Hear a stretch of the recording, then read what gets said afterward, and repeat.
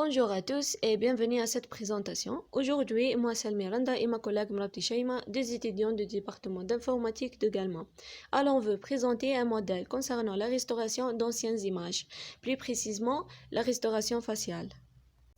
L'utilisation en courant d'anciennes images à des fins personnelles, de sécurité ou historiques est motivée par leur valeur sentimentale ou informative. Cependant, au fil du temps, ces images sont souvent sujettes à des dommages tels que la décoloration, la dégradation de la qualité. Donc, cela souligne la nécessité de trouver une solution pour améliorer les détails et préserver ainsi leur valeur et leur utilité. Et parmi les problèmes existent, premièrement, la mauvaise qualité d'image, car la mauvaise qualité nuit aux diverses industries. La deuxième, la génération d'images manque de réalisme en raison de la diversité complexe des visages humains. La troisième, c'est l'intervention manuelle pour améliorer la mauvaise qualité, limite la scalabilité et aussi augmente les coûts de production. Donc, comme une solution proposée pour résoudre ces problèmes, c'est un modèle s'appelle GFPGAN, Generative Facial Prior en anglais, et un modèle d'apprentissage profond capable de générer des images faciales de haute qualité et avec intervention humaine minimale. Avant d'expliquer comment ça fonctionne, je précise que le jeu de données utilisé, Flickr Faces High Quality, comprend 17 000 images de haute qualité. En ce qui concerne le principe en général, le modèle prend une image de mauvaise qualité comme image d'entrée qui souffre de dégradation et applique élimination de bruit, de flou et distorsion. Et cela donne une image de sortie de qualité claire par rapport à l'image origine.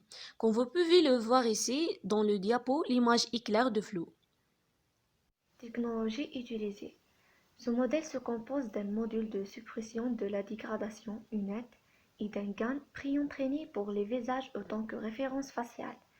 Ils sont relayés par une correspondance de code latente et plusieurs couches de transformation de fonctionnalités spatiales à canaux divisés, Channel Split SFT.